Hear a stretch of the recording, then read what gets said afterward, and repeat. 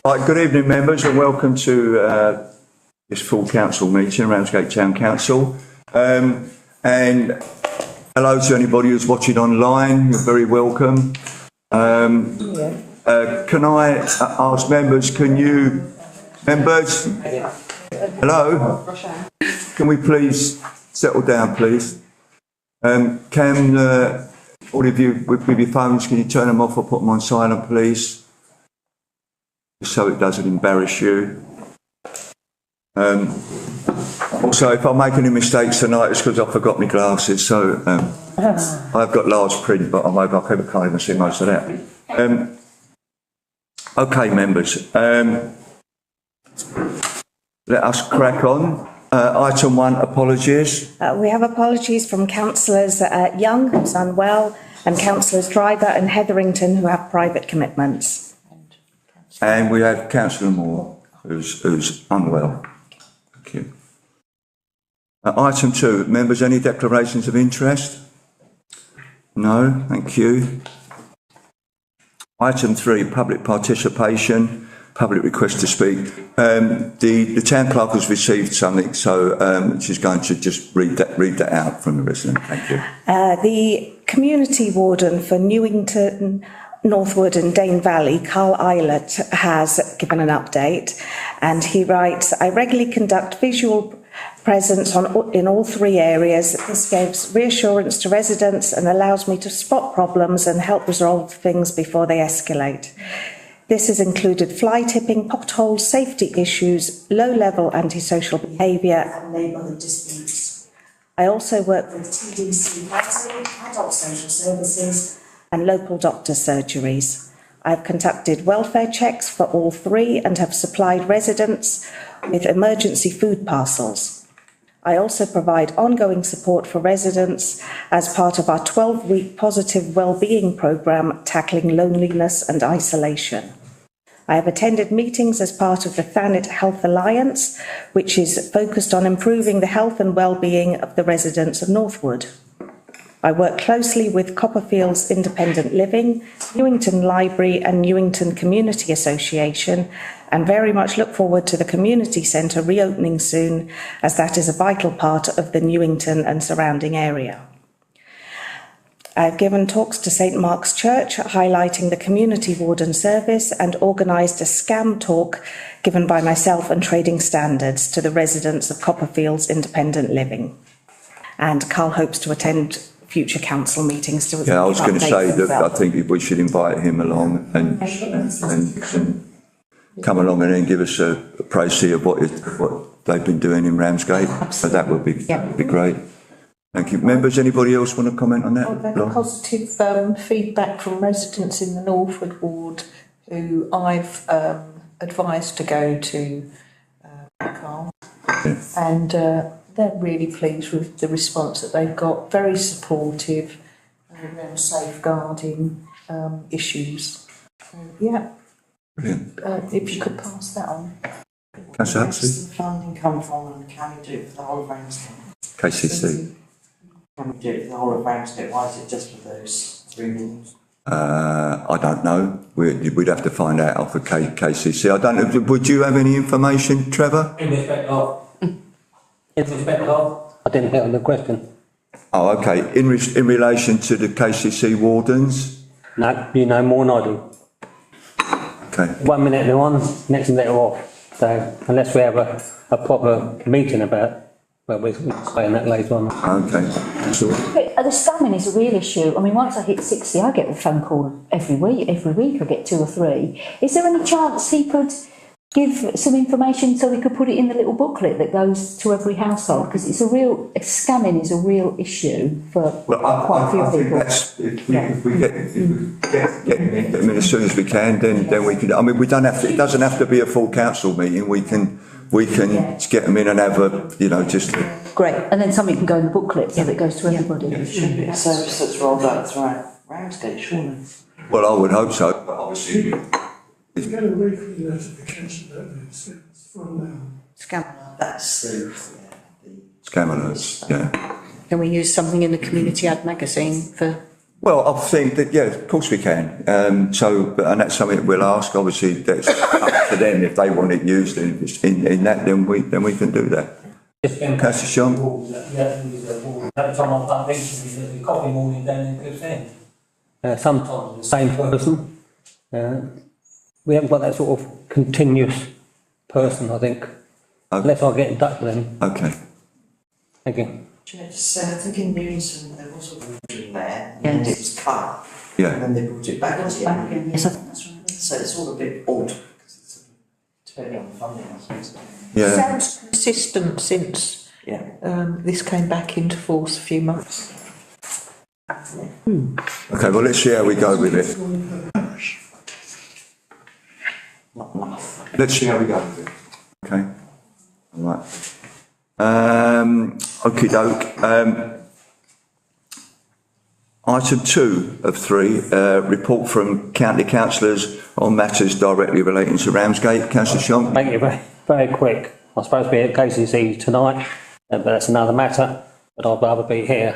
Any problems from any one of you, put it in writing and I'll try and deal with it. But at the moment, things are very quiet.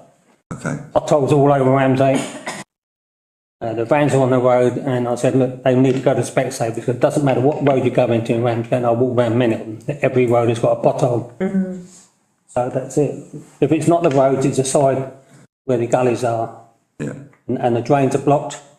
Unless I go out and do it myself with a van. Like I say, I think there's some people living in some potholes in some. that's right.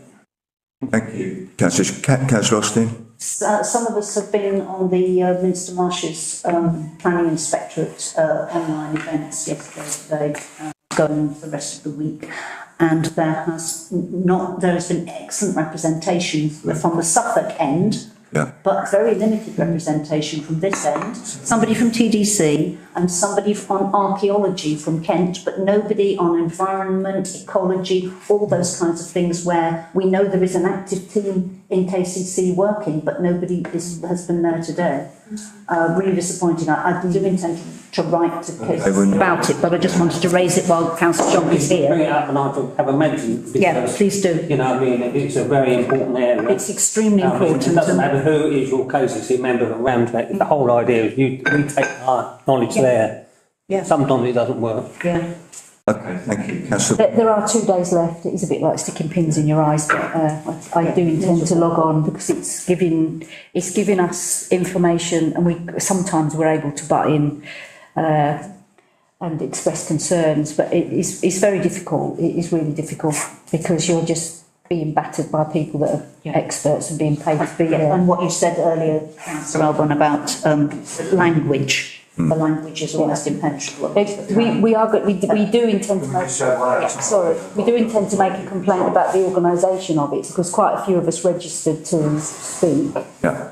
And up until Tuesday night, none of us had heard anything, so we were sending emails Tuesday night. Obviously, you're trying to organise work and everything else, family commitments around that. And I got my email Wednesday morning, which was a bit of a joke. Thank you. Okay, members. Item 4, minutes of council meetings. To approve the minutes of council meeting held on the 16th of December 2025. And only questions of the record may be considered. Members, any questions in relation to the minutes? I'm not sure what's been posted, but mine wasn't up. I think the date might have been wrong. Mentioned 16th of November. Did I get that? Yes, no, that means There are typo, yeah. It was a meeting I did attend. I was wearing a mask, so perhaps. Yes, you were anonymous. Perhaps I thought you were a highway. No, I do. Okay. Members, in that case, all agree with the minutes? Thank you. Well, item 5, the 2 parts of item 5, this is basically the most important thing, in my opinion, that we're discussing this evening. We need to get a result, which is in item 2 of that. But the first part is to receive a report of payments Council is asked to note the payments authorised by the Town Clerk and RFO between the 1st and 31st of January this year, totalling £7,734.45, and approve the payments above the threshold delegated to the Town Clerk between the 1st and 31st of December 2025, totalling £59,513.13. Members, any view, comment, questions? No? Councillor Green? Well, I've read them, and I can't see any reason why we shouldn't approve and agree as appropriate. We have a seconder for that, please. Members, all in favour, please show. Thank you very much. That's carried. Right, item 2. This is to consider and approve the draft 26-27 budget as recommended by Finance and General Purposes Committee. Please note that the precept for 26-27 must be set at this meeting. Okay, I'm going to, Councillor Green, would you want to start this? Yeah. This has taken a lot of work by the Town Clerk, and I think she's done a good job. We've managed to increase all our headings by what we anticipate to be the inflation rate next year of 3%. We've put in the increases to the reserves that we feel we might need. And we've approved the extra budgets that the Town Promotion Committee recommended. And overall, we've arrived at a expenditure and income balance that would require us a 3% increase in our council tax, which I think we should approve. You may disagree, but I think it's worth us trying to keep it that low rather than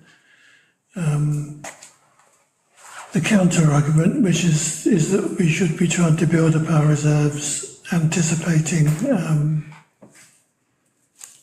local government reorganisation, because I think our reserves are already quite healthy.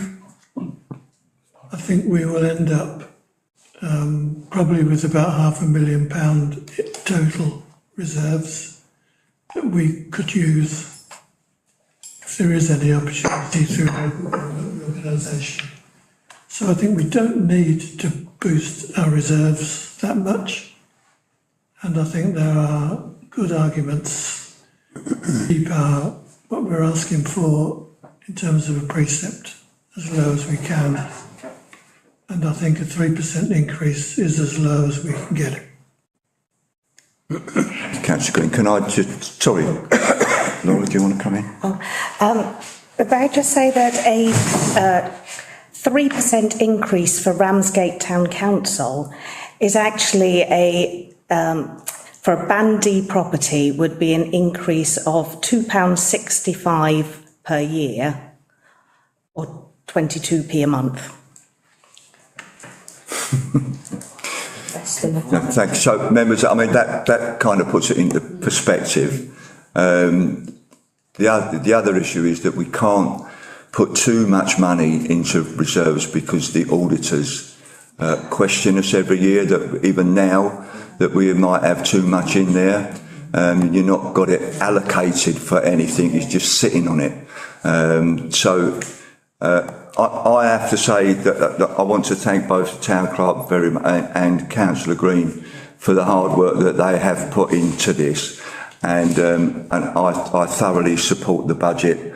I think it's a good budget. It's not fantastic in the thought that we're going to do this and do that, but I think it's something that we need to do.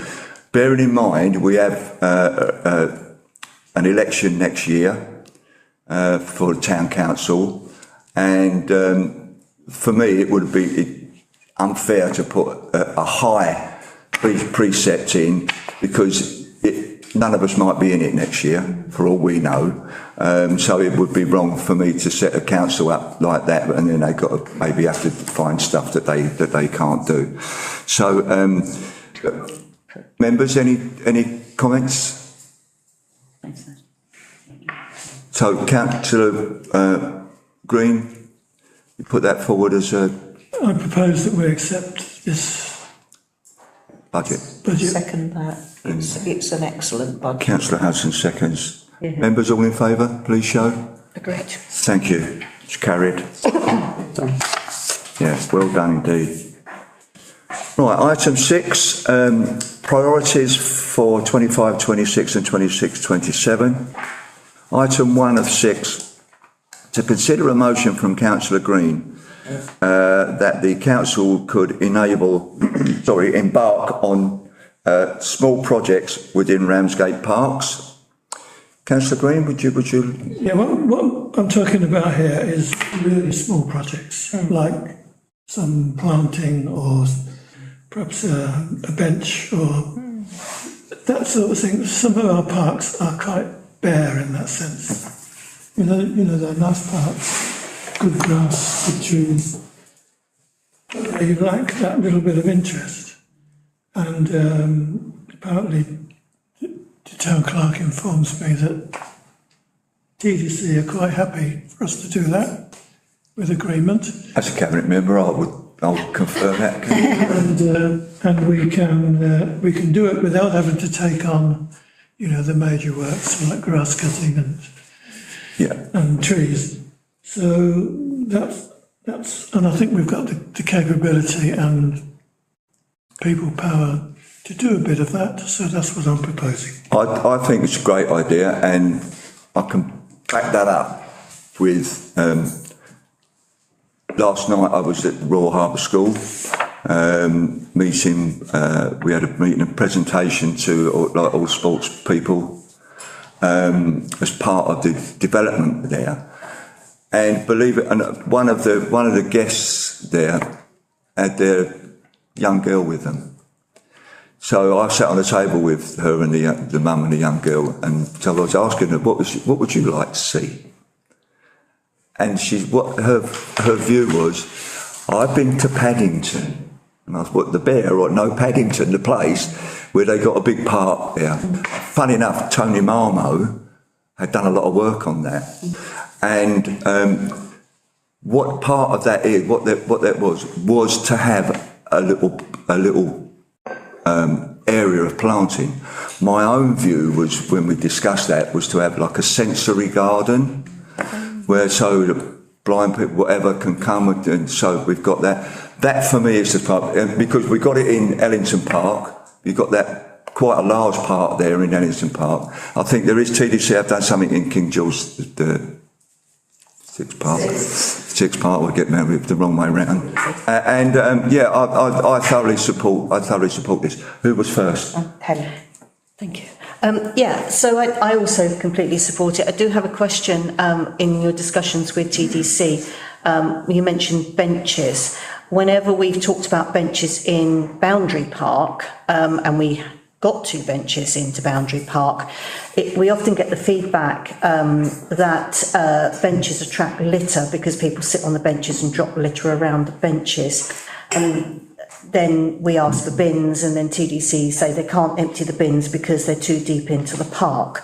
And that because it adds time onto the routes and everything else for all good reasons. So I just wondered whether or not that was something that they want to include. If you say, I want to put a bench in X, will you need to go to TDC if you want a bin as well? Or have those kind of things been part of discussions or not? Well, I assume naturally we would do that, but I think the town clerk has sort of got an agreement that we can, a process that we can go through. The This would be covered by an open spaces management agreement, the same as we're also embarking on for the pocket parks. I think this is a level of detail that we need to have the idea first, to then figure out what the elements involved would be. Do we then start to think, well, we'll try and target things towards areas where there are already bins? But I think we need to have the idea to then work out the specifics. Yeah, because the bench doesn't need to be in what we're doing. We could have a planted area. You don't want to put a bench in it, but you can put a bench elsewhere. I think it's an excellent idea, and it's something that, you know, we were trying under town promotion. We got going a little bit, so I think it complements it very well as well. Councillor Hudson? Yeah, I mean, I think it's brilliant. TDC have planted trees. I'm thinking Nethercourt.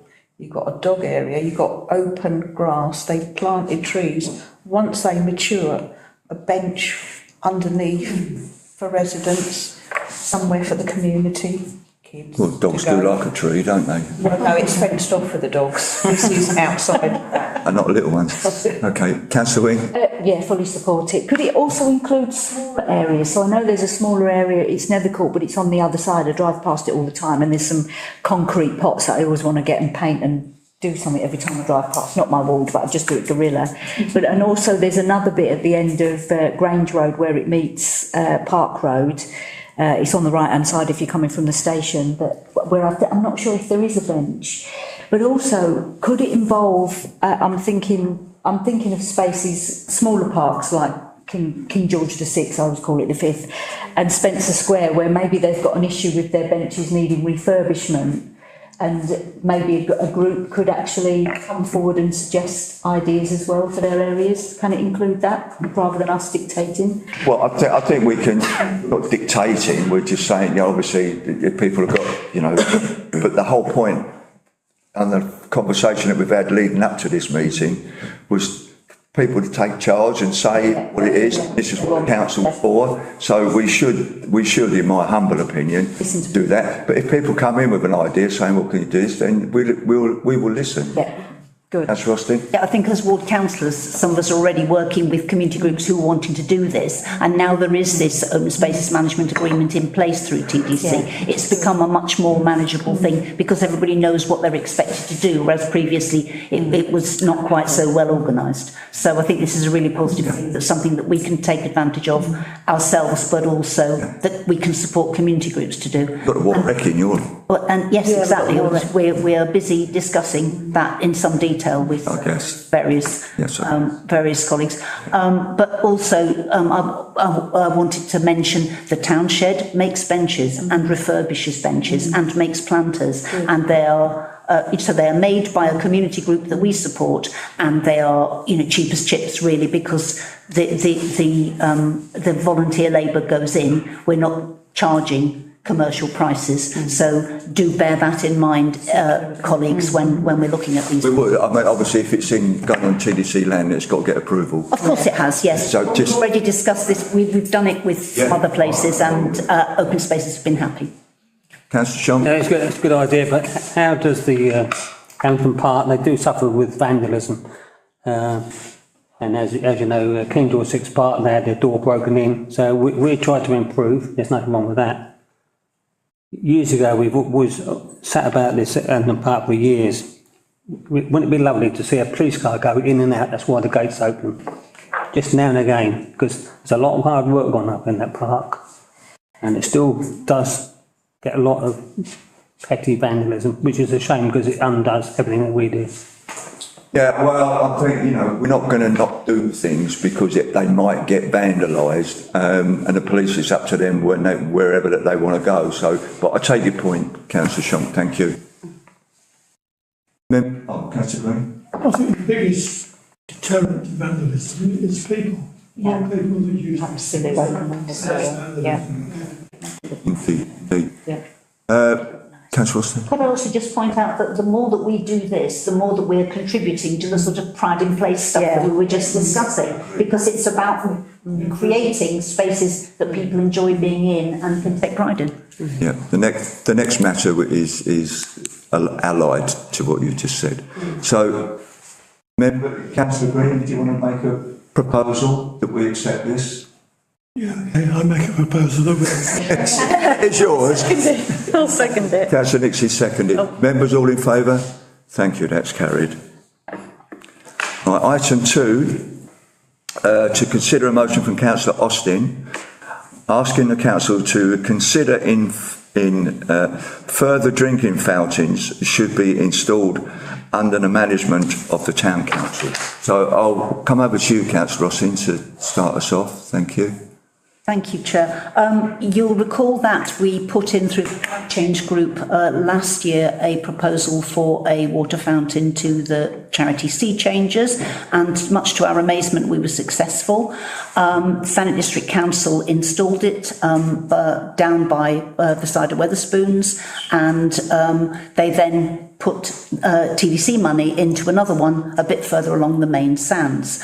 We've had the invitation again from Sea Changers to bid again, and so I explored with Thanet District Council officers and with officers here about the possibility of putting in another bid. There is no guarantee that we would get one. Having had money already, I would imagine if I were Sea Changers, I'd be looking to allocate it somewhere else, but on the other hand there's nothing to be lost from putting it in. The other thing I discussed with the town clerk, which is also in the paper, is the possibility of copying the sort of signage that they now have in Broadstairs, which Broadstairs Town Council have introduced, both for our existing fountains and for any new ones that we would obtain, because the things are there but we're not drawing attention to them. Broadstairs are doing a great job of drawing attention to where they are so people can see them. So we went to Thanet District Council coastal team with this, and they said that's a great idea, but we haven't got any money to maintain it.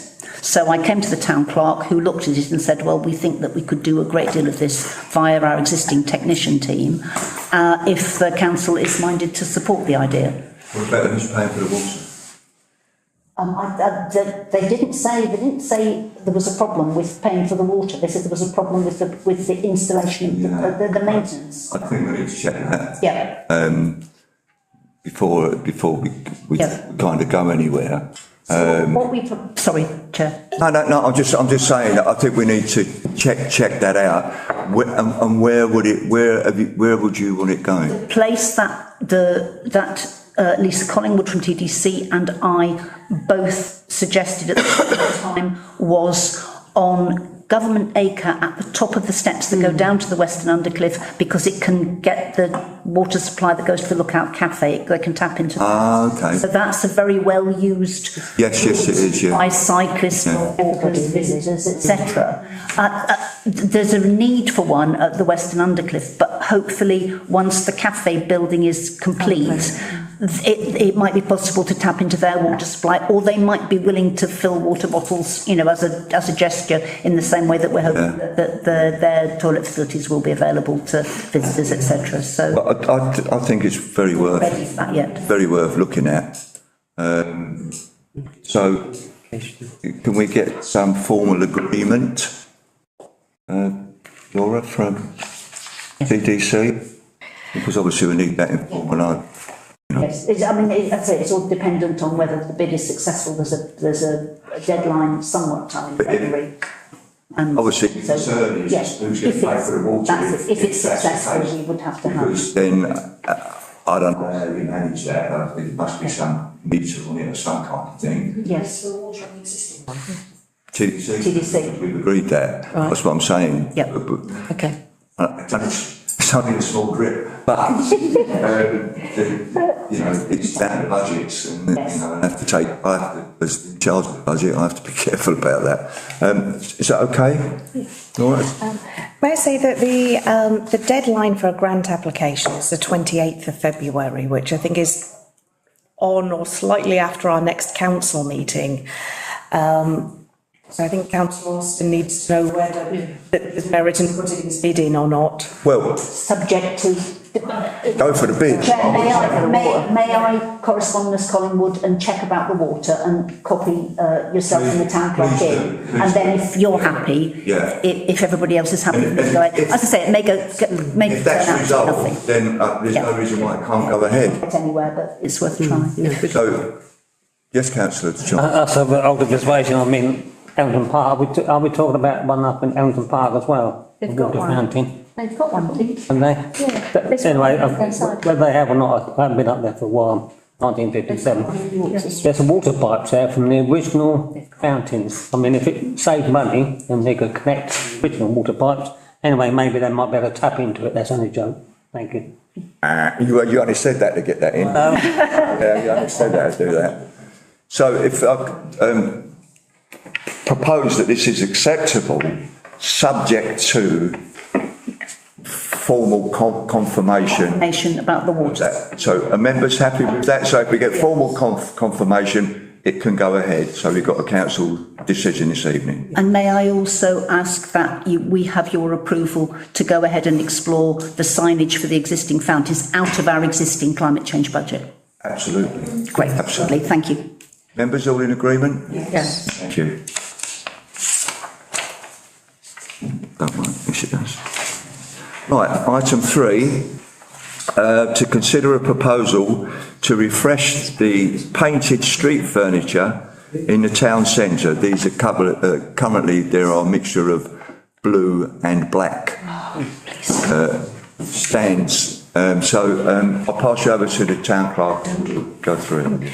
Thank you, Chair. When thinking about ways to lift the town centre, technician manager Mrs Morgan came up with an idea that a lot of the street furniture belonging to KCC was painted it blue. You think about 10 to 15 years ago, and it's a lot of it is peeling and tatty, and actually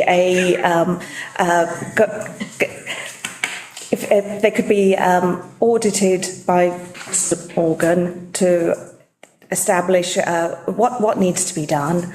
Possibly ask KCC, can some of this be removed? Are there surplus posts? And then a project possibly involving community payback and the technicians to paint everything gloss black. Yes, would lift the town. We did this before, didn't we? Excuse me? Sorry. Councillor Austin? Yes, the town team painted bollards, Councillor Makinson and Councillor Wing and I and Councillor R, I think, and various others were involved in that. It's quite some years ago now. The person who ignored our wet paint signs and deliberately put his fingers on the top of one of the bollards was not a local yobbo. He was a very smartly dressed man in his 50s, so go figure. Well, I'm sorry about that. I didn't mean to do it, really.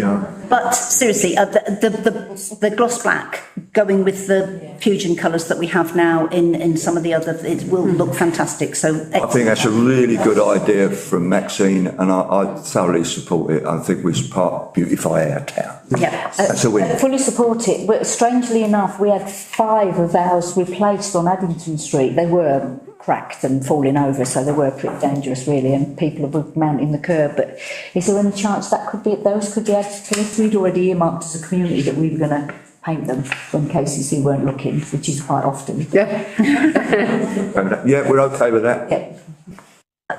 could we look at the ones that are rusted and falling apart in front of Leopold Street car park as well, please? They're not the traditional bollards, they're basically up and down ones. I had hoped that something would happen with the refurbishment of the car park, but we could maybe do them in time because it's taken so long. We can look at all things. Councillor Green?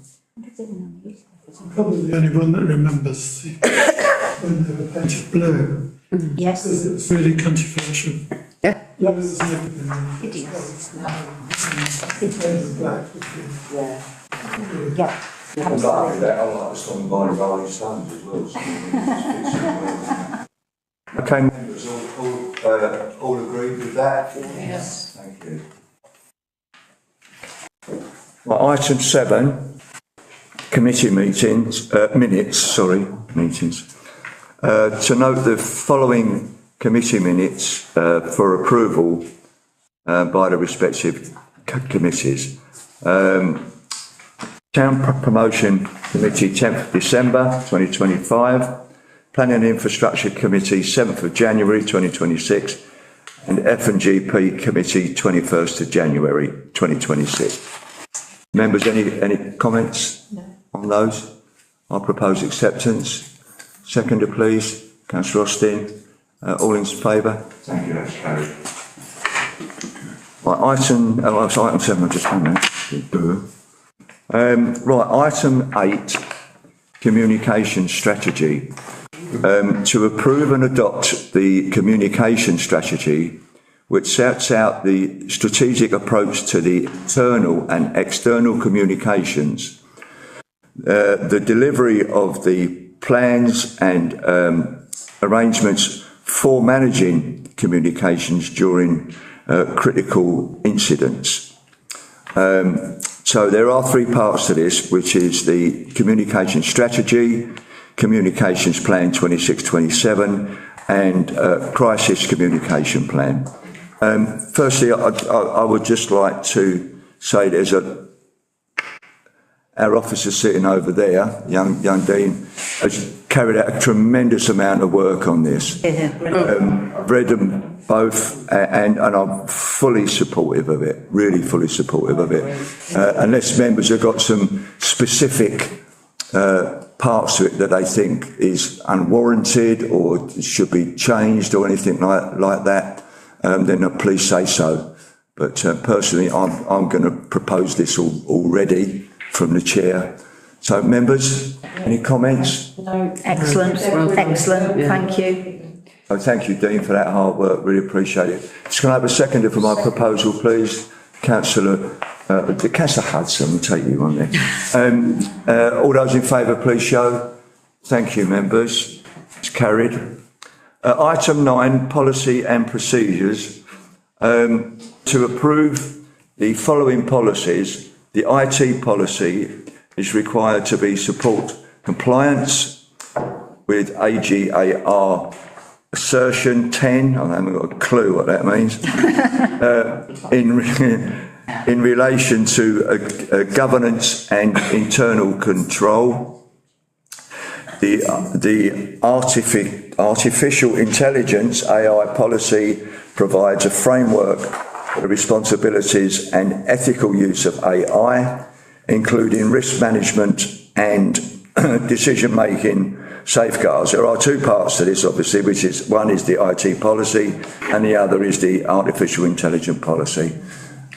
Again, Dean's done a tremendous amount of work on this, and again, I'm really grateful to it, and they're great reports. So, members, I'll open that out to members. If any comments, Councillor Green? Can I just say that... sorry, Councillor Wing. Called to Councillor Green, then. You often get us confused. we're both so alike. We're both grey-haired. Sorry, I've missed me. I mean, me and Councillor Austin are constantly banging on with TDC about how your documentation is just not accessible by the vast majority of our residents, even by most councillors, because it's so complicated with council jargon and talk.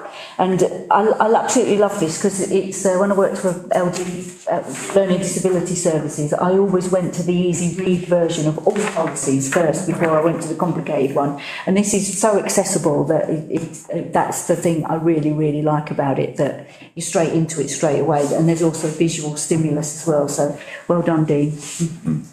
Anybody else? Members? Councillor Shaw? Just a question, what's the safeguards?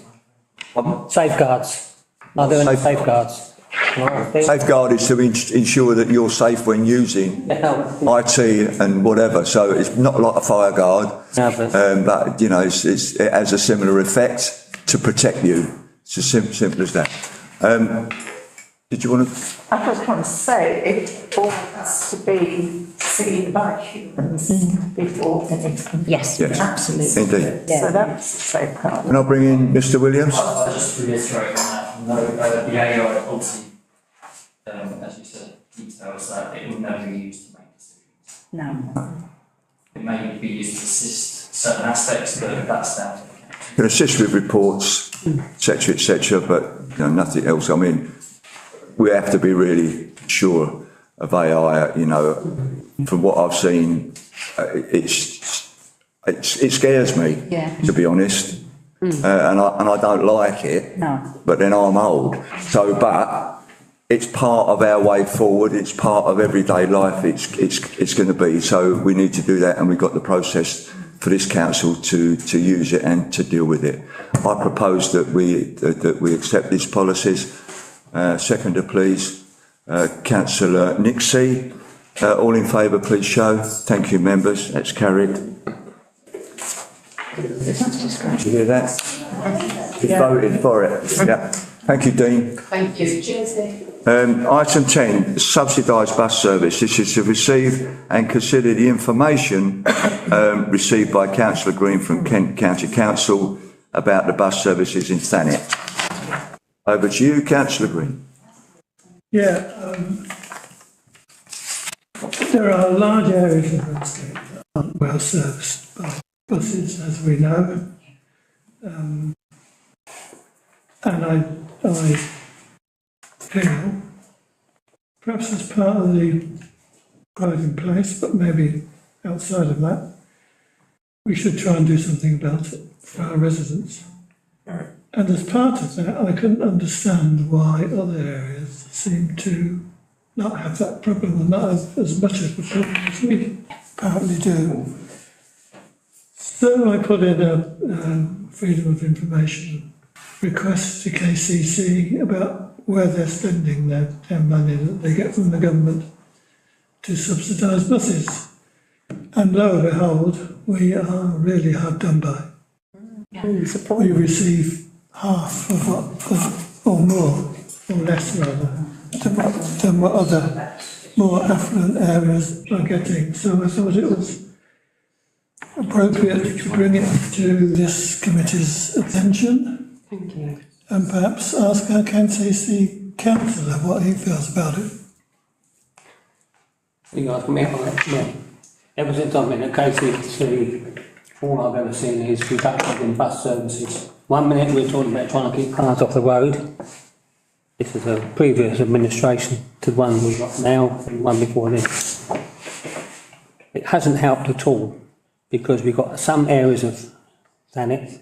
We've got that loop, it's fantastic, but it doesn't go to Minster, it doesn't go to Manston.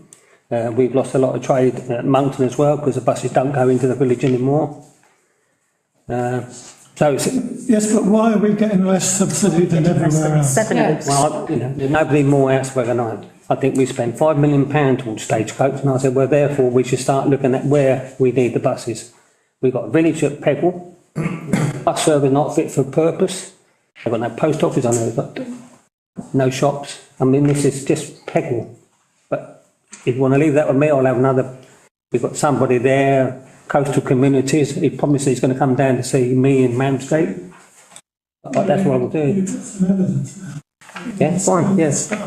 Well, I'll put it on here, so I'll take that to him, and I'll try and get you an answer. Okay, would be lovely. Obviously, I think Thanet's quite a compact area in comparison to some of the councils in the west, which have a lot more rural. I don't know. I'm making assumptions here that they're spending that money on some of them, Yes. but we're not getting our buses out to the villages. And I know the council driver. Yes. Has been doing a lot of work with Stagecoach to try and we've invited them. I had 2 meetings set with Stagecoach and they didn't turn up on and they haven't turned up. It's not the villages. They missed the bus. So, I mean, the bus service to Nethercourt is on. Yeah, well, I'm just saying because they would that way would go out to the villages, wouldn't it? Maybe, but we could have another loop, couldn't we? Yeah. Well, I mean, I'm no bus. Councillor Shonk, you want to come back in? Years ago, we used to have a wonderful little bus service called Thanet Community Bus, and that was quite good. That would go around and pick up lots of people, dial ride, and that went bust. So it has been an ongoing issue. But I think, obviously, Stagecoach. Councillor Green's point of why are we getting minimum, tiniest amount of money towards our bus services when some of the rich councils in the west are getting the highest? And I do not understand that. I can understand some bit of logic about area size and all of that, but I can't understand that why we're not getting that, why it can't be more equally spread out. I think and also I think Thanet District Council needs to make some comment on that. Have we got anybody on the JTB? Yeah, it was Councillor Matters. No, I mean, Oh, what, from Ramsgate? from here. Yeah, me. JCB. Thank you very much. Yeah. Well, down to you then. You know, nobody more vocal than I. When I go to these meetings when I've been to these meetings at KCC all day, and I expect a KCC highway manager at TDC, and they don't turn up. So, But that's not buses, is it? no, but Yeah, it's there that we can ask. We need to talk about buses. That's what we need. I've got. I think it was Laurie first and then... Yeah, Councillor Hudson, Councillor Wynne, Councillor Austin. Given that a lot of our residents need to travel to KMC Hospital for vital cancer treatments, there is no evidence in this that there's a subsidised bus route for them to go over and get treatment. This is shocking, and you've pointed out the difference between other quite rich councils, rich areas, and we're highly deprived. I think what David Green's got here for you is the evidence, and I think you need to put it in writing as well as represent residents. KCC. This is shocking. Can I just come in? David Green, Councillor Green gives me that evidence, so I'll take it to KCC. I mean, it's oh no, but anyway, You've got it in the paperwork. so I've got it as well. But it's the biggest issue we've ever had here. I mean, I could talk about buses all day and night. The deregulation of buses killed the best bus service we had when that was East Kent. Well, that's beside the point, but Councillor Wynne. I mean, thank you, David, for getting this, because it is truly shocking. I mean, when you also look at some of the poverty figures that exist in KCC's own data that they've made no attempt to address, we have one of the lowest car ownerships in this area. I think we've got the lowest car ownership in Kent here. So the need for a bus is there. And I'm wondering whether there's any scope for a further freedom of information request to actually ask KCC how they actually allocate this money. So the example I can use from teaching when I was in the senior team is your department was allocated money based on your pupil numbers in your department, and then there was an element of consumables. So the art department had loads of consumables, so they got a bit of a weighting, and then there was a weighting for the key subjects, maths and English. So I'm wondering, because I do the simple thing like the youth services, because I'm convinced that it's not just this that we're poorly allocated for, we can.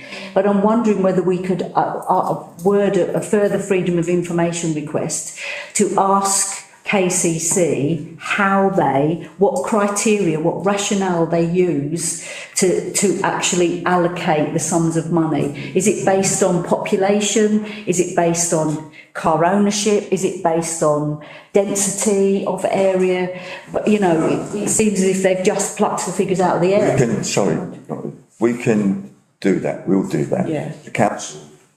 Yeah, thank you. This information, that funding, I've seen that a few weeks back. Yeah. You know, it's been out and it's been around. Yeah. But Councillor Green's got the nitty gritty in relation to those workers. Councillor Austin, you I want to say thank you to Councillor Green for getting that information. It is truly shocking. I wanted to add two related things. The first one is Councillor Shomp mentioned there used to be a community transport for people with disabilities, and I'm pleased to note that there is actually a new version of that which people from Access Ramsgate have been using and said it's not as good as the previous one, but it's working. It's there. Yes, so that's a real positive. And the second one is in relation to the reduction in car use, etc. There is at present government funding going to be available to county councils for EV charging channels of the sort that those of us who lived in terraced housing would need if we ever wanted an electric car. And we need to be sure that our councillors at KCC are making sure that Thanet and Ramsgate get their fair share of that money as well, that they bid for that money and that they make sure that we get our fair share of that. There's only another year, isn't there? Yeah, because places like this where we have a lot of terraced housing, it's particularly important. Absolutely. So I've been stressing that to my colleagues, my Green Party colleagues at KCC, but we need to be we need to be pushing that as well with our colleagues, Aye. Ramsgate KCC colleagues, please. Councillor Houghton, do you want to come back? Yeah, what shocks me is I've been a parent, obviously my children have grown up, but the reduced or the schemes for students, Yeah. we get zero. Yeah. We get zero Nothing. in panic. Yeah. And I can remember, as a parent, my children relied on that. Yeah. For getting them to school safely, and I know parents that live in Margate that have to send their children to the Sandwich Technology School. You know, we're not looking after our students, our children. We're just not being looked after full. I think as well, sorry members, but I think as well, as someone who's just recently had to go to William Harvey Hospital to see a consultant, and if we got people who don't drive, and we know our demographic here in relation to what a lot of our residents are on universal credit, etc., etc. So how are they supposed to get? Because this is what's happening now. They're even talking about the stroke unit coming out of Canterbury now. Well, maxillofacials are only in Ashford. So if we've got anybody with facial maxillo problems and they've got to travel down there, they don't have transport of their own. Stuffed. It's just, you know, I think I think this is quite a wider issue. Sorry, so I go, Councillor. And I forgot what I was going to ask. I mean, when I worked with Charlton, the number of courses that are being moved from Broadstairs, East Kent College Broadstairs, to Canterbury is absolutely amazing. I think even basic brickwork, you know, basic trades were moving to Canterbury, and then they removed the bus. So our children, particularly in Ramsgate, they've got to leave home something like 7 o'clock in the morning because they can't get the grant to get on the train. They'll only give them funding for a bus. So it absolutely, we have a massive poverty of opportunity, which is made worse by poor funding from KCC, which has gone on for years and needs addressing by our KCC. But I think as well, members, I think this is something that we need to get the MP involved in. Yes. Because, you know, we got one, but let's use them. Yep. We don't ask for much. So I think, Laura, if we can ask... She did speak out on the poor allocation. Yeah.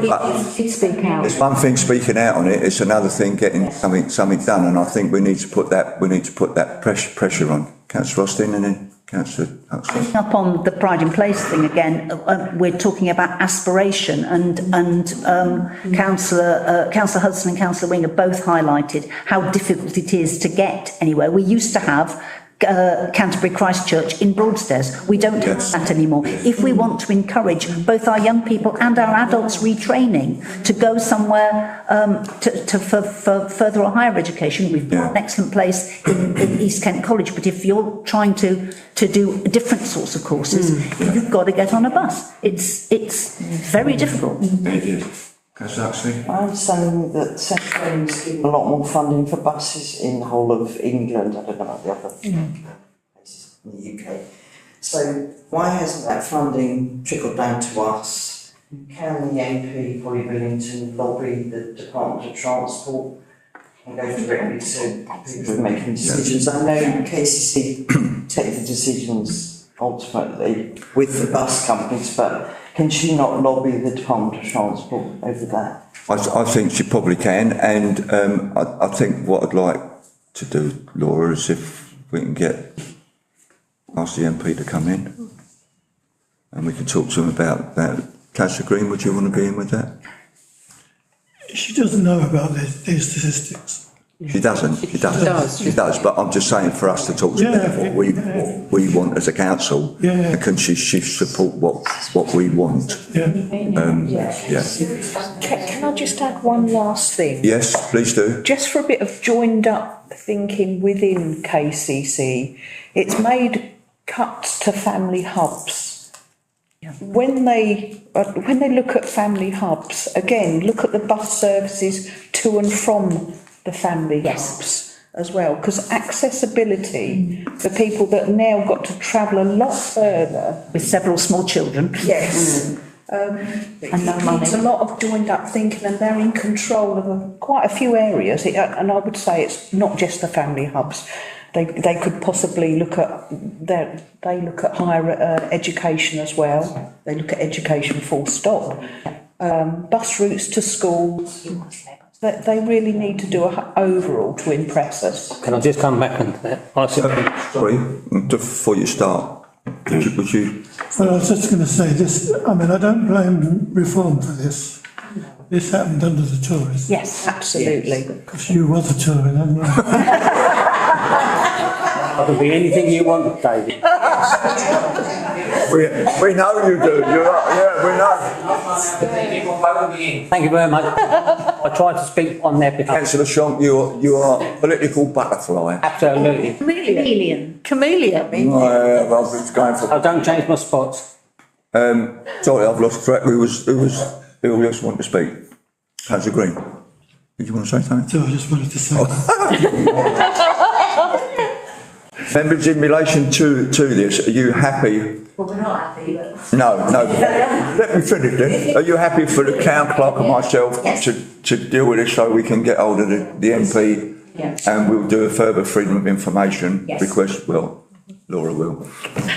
Could we ask for our county councillor to feed back on us after the next meeting? So Indeed, if you would. that minuted, please. I'll give you as much feedback as I can, but don't forget, I'm a Ramsgate person, and your problems are my problem. I've got nieces and nephews that go from Ramsgate to Sandwich.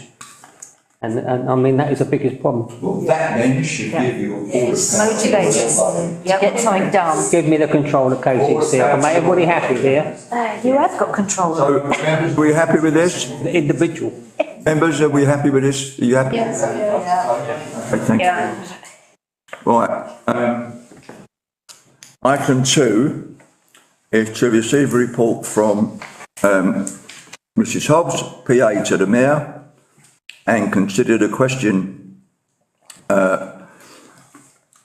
contained therein regarding the flying of flags. And I'll pass over to the town clerk. Actually, sorry, Missed one. We've missed one. Oh, what I've done, I've turned the black page over, didn't I? Oh, we'll do this one first and then we'll come back to the other one. Thank you, Chair. So the first proposal is that we start commemorating Operation Dynamo annually, and this is regardless of whether the ships are coming back or whether town promotion is leading on a much larger project. But actually, that every year, regardless, we note Operation Dynamo with a commemorative service at the Commonwealth War Graves and a parade and commemorative service. That's item 1. 2. Yes. Yeah. Members, you've got any problem? I personally, I think it's great, and I think it's good. I'll propose acceptance of that. Seconded, Councillor Austin. All that kind of shows. Thank you. Well, item 2, which you know nothing about. I haven't just said it. No, it is in relation to questions contained therein regarding the flying of flags. And again, I'll pass you over to town. Thank you, Chair. On the ground, the staff are getting quite a bit of criticism that we're not doing things in relation to flags. And it would be helpful to have an approved schedule by yourselves for the officers. So first of all, you've got the list of the current flag flying schedule. Most of which is as per recommended by the government. We do seem to have a few additions. For example, on the 1st of March, marks St David's Day with the Welsh flag. That's not done across the country. I think that's something that at some point has been flagged up to us, and we've gone, oh yes, that's a good idea. That was leaked, that was. So whether there's anything from that list to take in or add out. And then also we we've been putting the Pride flag up from the 1st to the 30th of June, but taking it down for the King's official birthday and Armed Forces Day, and then returning the Pride flag in between those events. Whether that is how you'd like to continue, and then also the Holocaust Memorial flag flying at half-mast. That's a new recommendation from the Holocaust Memorial Day Trust, that be flown at half-mast. So whether that's one you'd like to put into the calendar. And that was done yesterday. Union flag that goes at half. Union flag, yeah. Can I just ask one of our proud members? There might be allies in the room. There might. Who knows? I'm looking at you, Councillor. How very proud you are. Swap sides. Is there, I know Margate has a Pride Day, doesn't it? And it has a Pride event. Yeah. Does Ramsgate have a Pride event? I can't remember. We got a day that. No, it's just, I think Margate's Pride flag goes up for most of the month, and they have Pride multicolours down the side. And I'm not sure whether they put the. Oh my God, it's gone right on my head. Look, I'm a bad gay. Whether they put the other flag up, God, I can't. How bad for me the all-inclusive one, which has gone straight out of my. Oh yeah, LGBT plus and all. Yeah, but and we did try to set up a Pride, but a Pride Day, and I think. I don't know whether that still goes on, but it hit buffers because there were too many factions within the Pride community to make it go forward in a positive way. So I think the progress flag, and I think you put the progress flag up. I think it is important to fly flags, and I think it's even more important to fly flags that represent minorities and situations where people have the Holocaust flag, for example. But it's I looked as a bit of research. Yeah. I looked into Pride flag, and Pride Month. Yeah. Was actually formed by President of the United States back in the 90s. Really, you know more than me then. Yeah, and but there's been nothing in Britain about Pride Month. There's nothing. The president made it official. Yes. And he was a very. He wasn't gay. I can say it because he had a little. He was very inclusive. He had a little problem with a certain secretary. But anyway. And I suppose the point I'm getting at is that should the flag be flown for a month when we've got other important things that do not happen? I'm just putting that out here. There's nothing about against that. I mean, if I could. I mean, it's hard. I would just be expressing one opinion. So I think it's important for it to go up, whether it goes up for a month. Yeah. Okay. Sure. I mean, let's find out what they do in Margate. I wouldn't want it not to be flown, if you know what I mean. Yeah, but I think we need to. I can't really answer that question. Okay. No. Just a thought. Councillor Green, and then Councillor. That list of flags dates from when I was mayor, when I got the flagpole installed. Maybe don't count.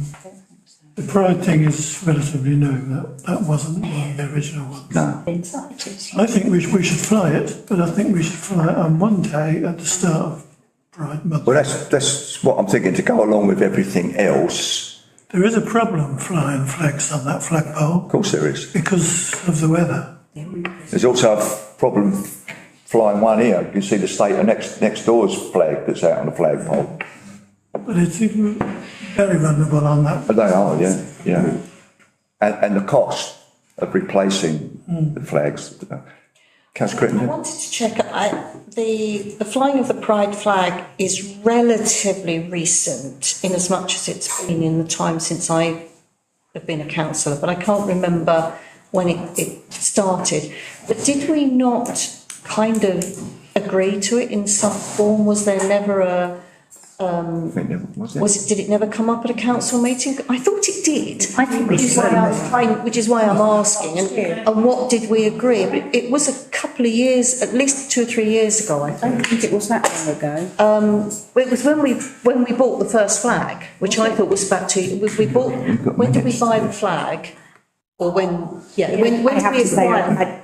I'd have to check outside. And I think the other thing is that whatever we decide now about the duration of flying it, one of the things that I have found quite sad is that because we are flying it for a month, in which 2 days we have a different flag, which is obviously a heritage one, we did get complaints from people saying, why have you taken the pride flag down?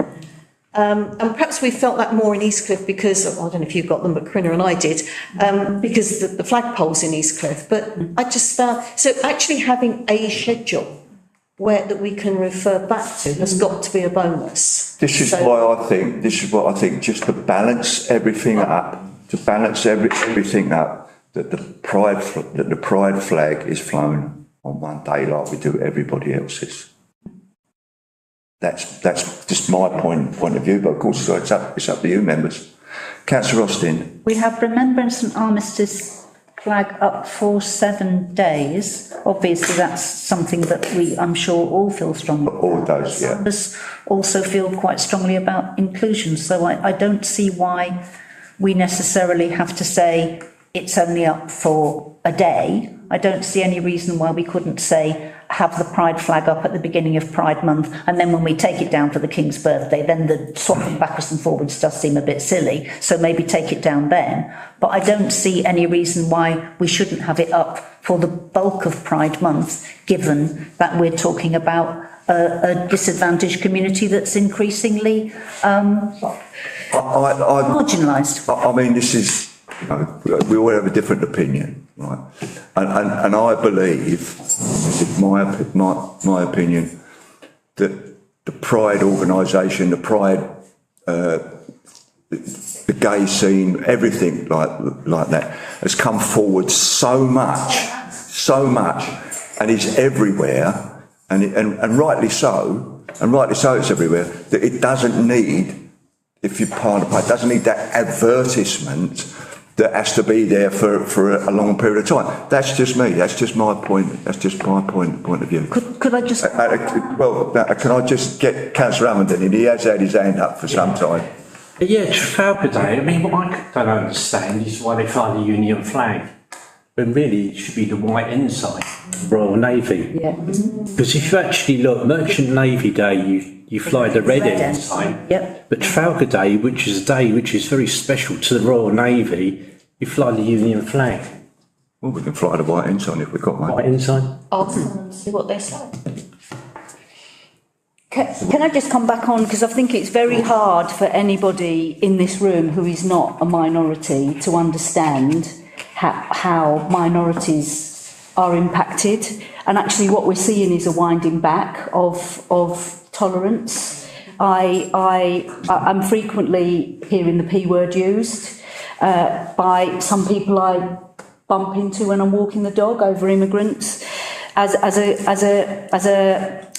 a gay woman that lived and kept a relationship secret for 20 years because of clause 28, I don't think any straight person in this room has had to keep a relationship secret because of clause 28, where you're not allowed as a teacher to even discuss it. If a child comes and says, I've got an issue, I'm worried, I don't know what to do. Tolerance is winding back for people of colour and people of difference, and I think it is really important that we as a council actually put that flag up. I would agree with Tricia that I think the original request, I wrote to Peter Campbell 3 or 4 occasions and he ignored my request. He didn't even respond to my email to put the gay flag up, the pride flag up. And then it was it was a resident who wrote to this council, and that resident was thankfully listened to, and the pride flag was then put up. I think there will be a backlash if we don't put it up, but I would accept that if we're transparent and we have a list of when the flags are going up, and I also agree that a pride flag going up, coming down, going up, coming down is a bit silly as well. So I think if the pride flag was to go up at the start of the month and then come down for the King's birthday, I wouldn't see a problem with that, and I would defend that position as a gay woman. Say that again, please. If the pride flag went up at the start of the month and then it came down on the King's birthday, so it's probably been up for 7-10 days, I couldn't see an issue with that. I think if we're acknowledging, you know, the pride flag would be up, the flag that is up the longest, so I don't think anybody could actually question this council's commitment to supporting the gay community, and particularly minorities. Well, members, it's up to you. Whatever you want. I agree with that. Can I just have a mention? It's Well, if that's proposed and seconded, I mean, Hang on a minute. Councillor Shotney. this is not against individual flying flags, is it? Because at the end of the day, I listen to everybody's concerns here. I fly my flags when I want to. I've done that 30 years. St George's flag, Union Jack, St George's flags. Union flag. I've done all that. Union flag, not Union Jack. Well, whatever. I've done that. This is not against individuals flying their flags. You can't stop people across the country flying their flags. You cannot. under Union flag. Well, you won't stop me because I've always flown my flag, so no problem there. You fly it on your own property. That's I not do. a problem. No, and then loads of people do. That's not a problem. We're talking about our own flagpole, aren't we? Well, We're talking about a public flag pole. I'm just making sure that it isn't going to reflect on ordinary residents. You know, we're not They're all watching this. fly flags on their. Absolutely. And more are flying their own flags on their property, which is good. I'll bring you a pride flag round. Whatever you can. That's excellent. Just for inclusion, the Roma community have their own flag as well. So the Roma community, it's like a wagon wheel on green and blue. It's a red wheel on green and blue. And they have a Roma day, so if we are going to fly the flag for minorities, I think it would be an excellent idea if we thought about, right, well, what are the minorities in the community, what flags do we have, and so on and so forth. Because otherwise we are prioritising. Yes, exactly. Wait till we're asked. No, you know, let's not get carried away here. Well, I understand that, but again, otherwise it just does look like we're prioritising. We are talking about a pride flag, which is, there's a hell of a lot of people, and you know, I know, and the Roma community is quite small, I would have thought, in comparison to it. Of course. So you know, they can fly flag whatever they want. But members, is there, you know, it's up to you guys. As to I what you- second what you Becky's, want. Councillor Wing's proposal. Yeah, I think, I'd support. Can we take Okay. Councillor Wing's proposal? So so instead of a month, is that 3 weeks? No, that's 10 days. June, so it First to the 20th. Yeah, which, I can defend that. If people take it down, I'm quite happy to have a row with somebody. Do you want to make it 14 days then? Instead of an odd thing, or? But if it just comes down when the next flag goes up, I think that's enough. Yep. It is good to see a flag on a pole, I have to say. A proper pole, not a lamppost. Yes. Yeah. I agree. Take a vote, Chair. Members, then you've got a proposal, is that, so let's be specific, so. So the pride flag will go up at the 1st of June and come down when the next flag goes up. 20. I second 20th. Yeah. Yes. Option seconds. Yeah. Okay, And I second that. Yeah. certainly councillor up. So members, all in favour, please show. That's carried, thank you. So, may I say there's a second question to this, is that there are some people who would like to see the union up all year round, other than for the specific events are approved. There is a practical problem with this that Councillor Green has mentioned, in that I mean, we recently bought a storm flag for £200 and it lasted, I think it was... They get shredded. Yeah, it was, I'm not sure if it was weeks or just a couple of months before it started to be shredded. So would you like to have the Union flag up all year round? In which case, I think we would need to consider having a flag budget for renewals. Or whether you'd like to consider having, whether we could get planning permission and listed building consent to put a flagpole on this building, which might be less prone to weather problems. I have to say that the majority of people won't care whether there's a flag up or not up, to be quite honest. I really don't. Buckingham Palace don't have one flying all the time, does it? Exactly. You know. I actually think if a flag... Councillor Green, sorry. Councillor Green. Funnily enough, last week I had an email from somebody in Nethercourt complaining that the Union flag wasn't flying. So people do care. Yeah. Yeah, I'm not saying they don't, some don't. The majority of people won't care. Small numbers. Like Councillor Quinn. I think to have a flag up all the time, you don't see it. I mean, when you drive down, I actually notice what flag is up when I come down. But if there's a Union flag up all the time, I don't really notice it. Yeah. So it makes it, to change it and not have periods of no flag. I think it actually you notice it more when it's there. That's the tatty flag. Those ones and stuff. I agree with all the recommendations in the report. I was born and brought up in Northern Ireland, and I went through the Troubles. And I mean, Councillor Makinson. We don't put an Irish flag. No, we don't want that. Over there in Northern Ireland, it's flags are the venue description are very, very, very political, and that's coming over here and also from America as well. Obviously. Just want to make that point. Yeah. Good. That's the whole thing. Trump-esque. Yeah. I think if you have a flag flying all the time and then other ones coming in and going out and coming in and going out, actually it loses some sense of importance. Mm-hmm. It's when the flag is put up, then It's for an event. So, yeah. So, It's a day event. But it's a bit like that. You know, you notice it when you drive past.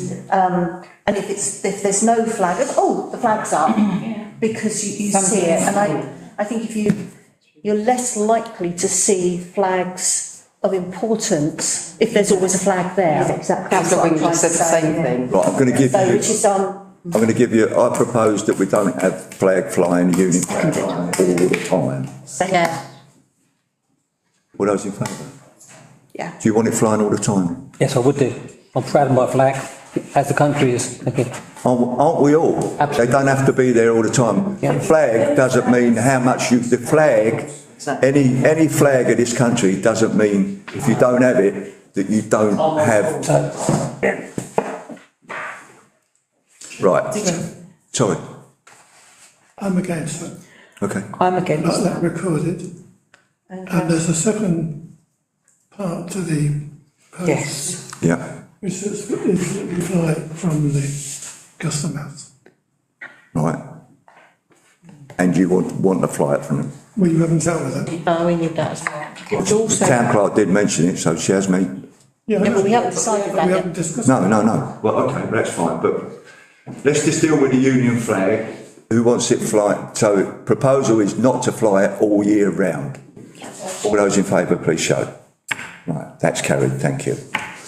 Second we do part. have some noted objections. Yeah. That's fine. That's fine. That's not a problem, is it? Right. What did I say to you this morning?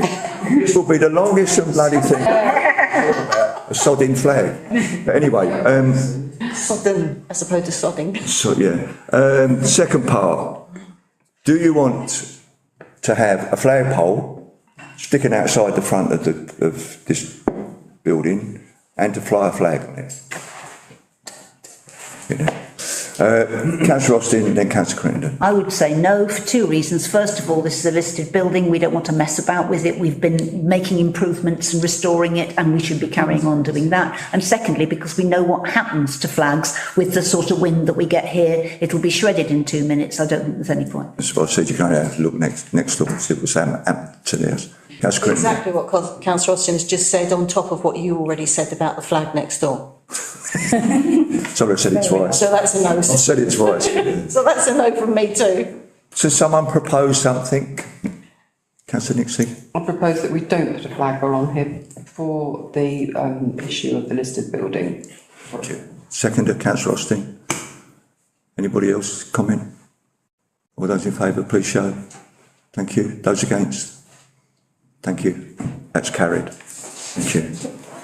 Item 12, updates from councillors' representation. You've missed out. What have I missed out? You've missed out reviewing whether any existing flags should be removed, because there's a whole list of flags that go up and come down. And as mayor, as the current mayor, I have to go out in high winds. We all know this. In that case, Councillor Hudson, we will continue to have all of those flags flying.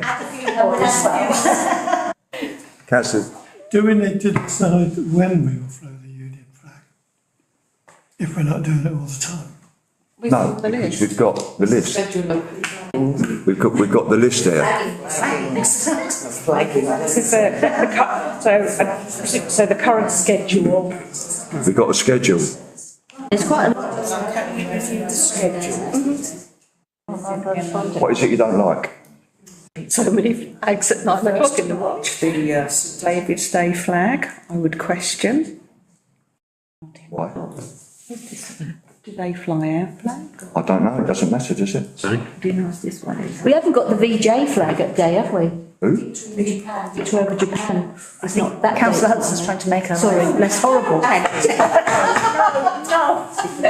What if you take one out? We need to put one in. Yeah. Well, I'll tell you what, I'm going to move this on because I'm getting fed up with it now. I propose that we continue with the list that is provided by the town clerk in relation to the flying of the flags on the dates that's on there. Are we going to review? Can I have a seconder, please? Seconded, Councillor Nixie. All those in favour, please show. Thank you very much. That's the end of that. Was that a majority? Because I didn't. Yes, it was a majority. You didn't need to vote. Yeah. She wants to count. She wants to Yeah, vote. it's too late now. Sorry, the vote's been taken. Right. That's that. So, update from councillors. Anybody got any on representatives outside bodies, please? Anybody got anything they want to say? Don't want to count. I demand a count. Well, you're not- Yes. I've got a right to know what the count is. Well, you should have looked at the time. Well, you can. I estimate that there wasn't a majority. Yes, there was. I don't think there was.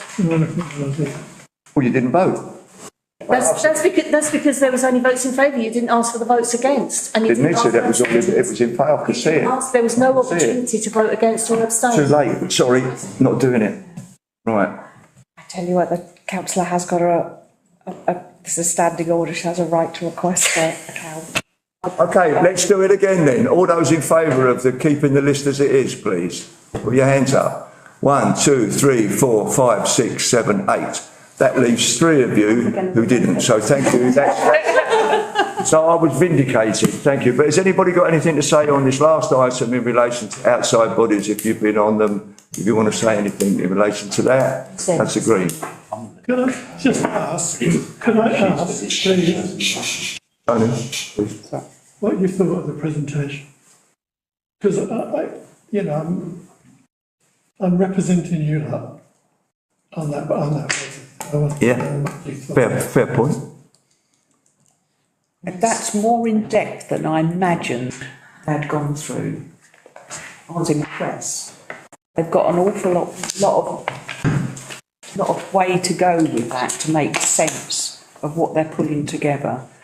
I think that was a really good presentation.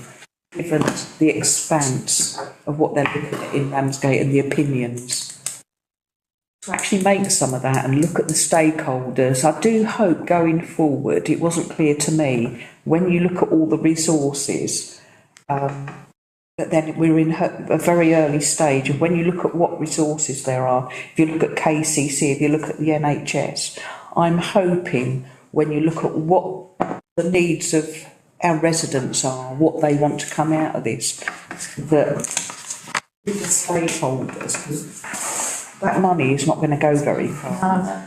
I'm hoping that the bigger stakeholders will contribute and pull their horns in and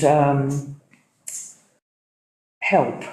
Well, there'll be some joined up thinking, you mean? And yeah, that joined up thinking and doing. Yeah, absolutely. And I think that's going to need to happen, because that is, I agree with that very much. that is a very tiny budget for what people We've already expect. had the police commissioner refuse to attend. Councillor Makinson. And yet, look at one of the main points of that was the safety issue, how people feel. So, yeah, it's early days. I think they've done a really brilliant presentation. It shows there's an awful lot of work there. But how that evolves going forward, it's going to need the stakeholders, particularly the larger ones, to pull their horns in, listen, and help to make sense of it all. I'm really glad you said that. Councillor Makinson. I wanted to ask how they saw at the end of this time, the 10 years, what they thought Ramsgate would be like, how it would be different, how it would be improved. I wanted to know the long-term point of it. They can't tell you that, can they? I know they can't. And also I want to know how, it's a bit to do with that, how Whitstable is thriving and how Ramsgate is in the dumps. Because they've got a multi-millionaire behind it. Whitstable.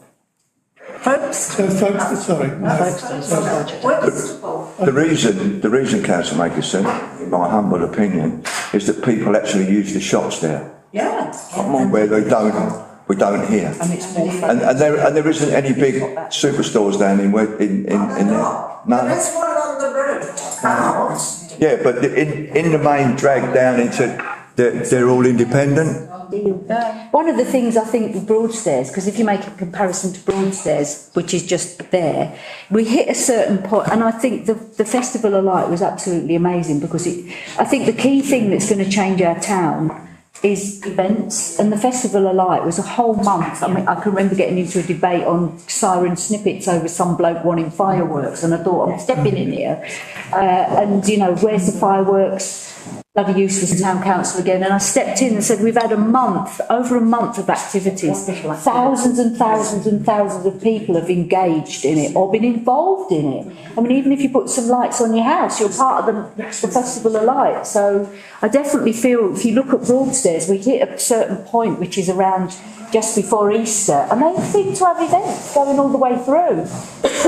People into their town. I'm sure we will get there. And it's how Pier Yard will link into all this to make, I mean, can you imagine the Festival of Lights and a Christmas market? The Germans do it.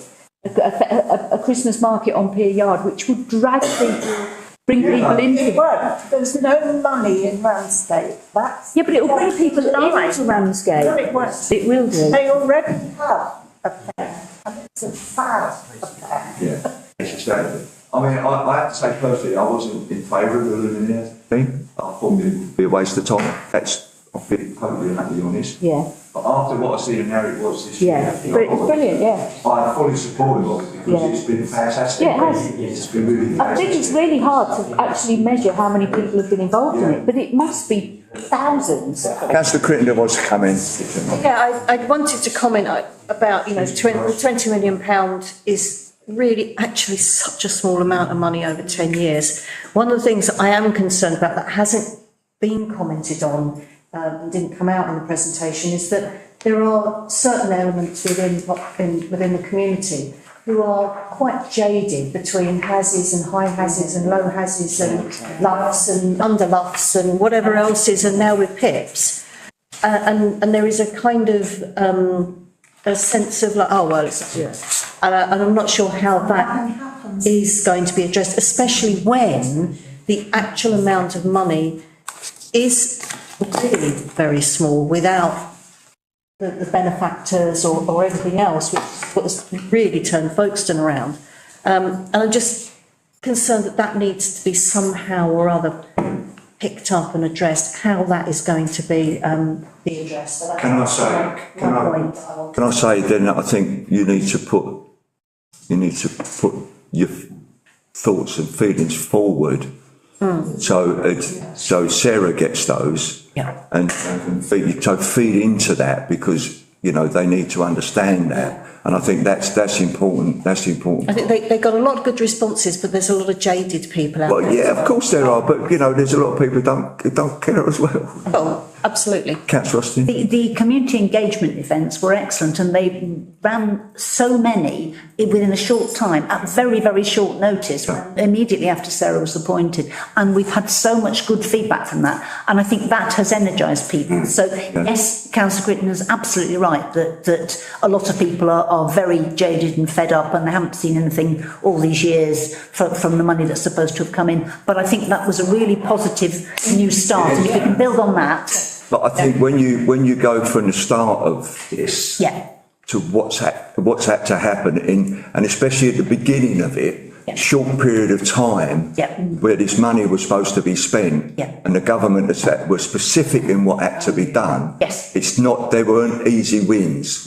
And so the work that the regeneration team is, and we've got to remember how tiny it was only Louise and A and other at the start of all of this to get all this going. And I think where they're going with this, the private placement, I think... And the pie factory decision is a hugely popular one locally. Everybody knows that that's what should have happened, and they're pleased about it. That's agreed. I've got two main concerns. The first one is what Laurie said. I don't think the big stakeholders, East Kent College, the NHS, DDC, KCC, I don't think they think it's got anything to do with them. And it won't work without. So that's one thing, concern. My other concern is what's it going to leave behind? How are we going to address this? They're taking control going forward. And I don't think we missed the trick over pie factory. We should have used that to start a some sort of trust, building trust, so that there's some legacy when there's... They're my two big concerns. Because the money's going to be so slow coming through, that people will get disillusioned. And it will lose value. Yeah. By the time you get there. By the time you've got 2 million in 10 years' time, it's not going to be... Be positive. Let's be positive, and let's take and you've got to use the money that's there, and it's got to be used wisely, as you quite rightly say, and that needs to be done wisely.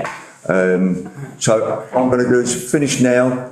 Thank you, members. The next meeting is on the 25th of February, full council. Thank you, everybody, and good night.